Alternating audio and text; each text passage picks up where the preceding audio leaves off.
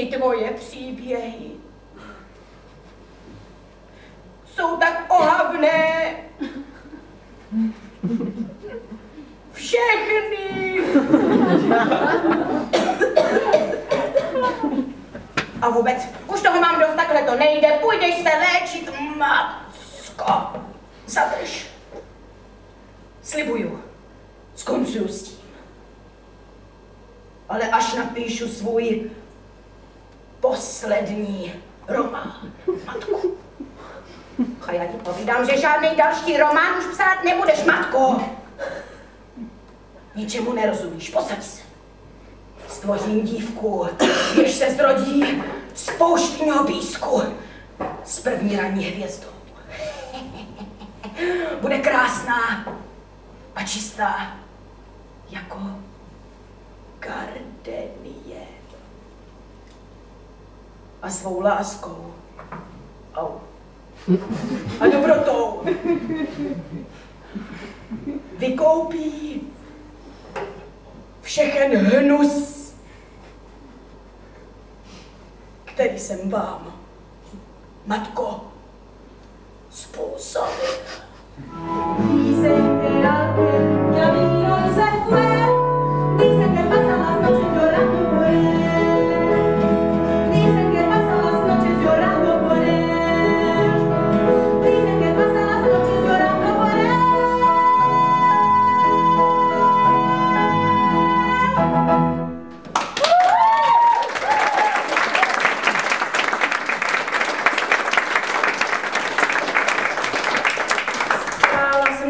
Cestě uprostřed pouště a nevěděla, odkud a kam jdu. V dálce blikalo světlo a než jsem k němu došla, bylo ráno. Haló! Haló! Dobrý den, bydlí tady někdo? Haló! Haló! No nic, asi všichni ještě spí. Budu se trošičku projít po poušti. Proč ne? No, proti. Taková blbost. Stvoří holku. No. To zase bude vypadat. Fuj. Pojď sem. Tak. No. Bodejk by mu to taky nelezlo na mozek, když je pořád zavřenej nahoře v tom svým červeným pokoji, že jo? Co? Tinku, synáčku, nechceš se alespoň na chvíličku provětrat, co? Tengo miedo perderte después.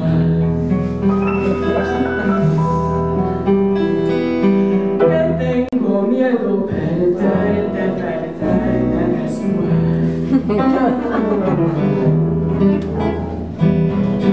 Que tengo miedo perderte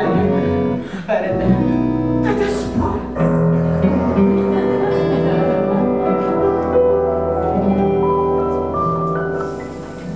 Ta květinová vůně. Miláčku.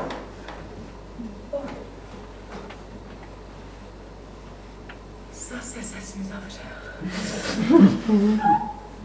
Miláčku.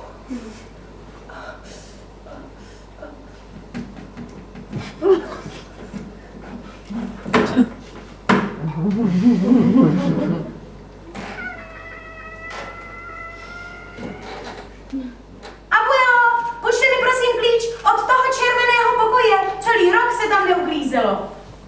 Klíč od červeného pokoje. Abuelo, už běžím.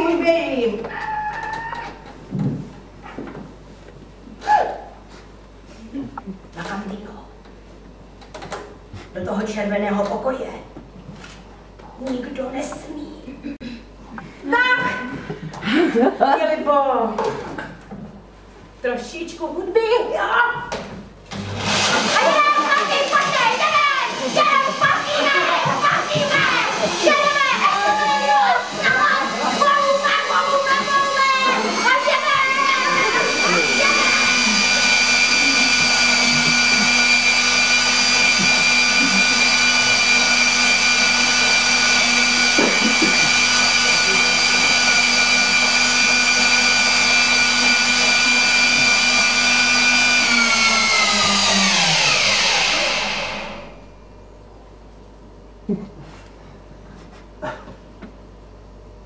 najednou se otevřelo i okno červeného pokoje.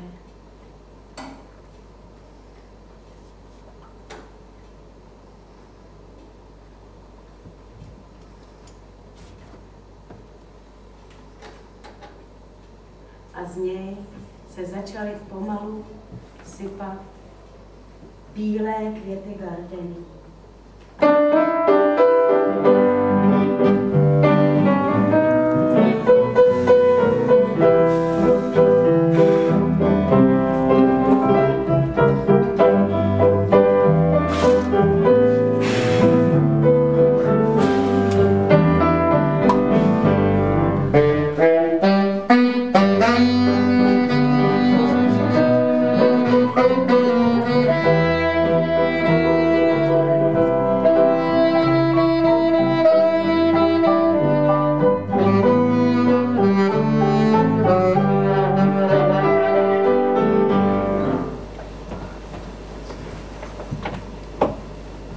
Smíření.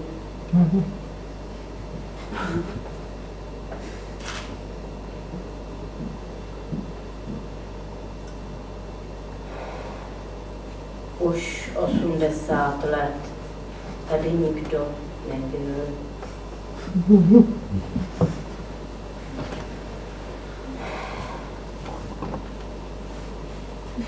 A smířila jsem se s tím.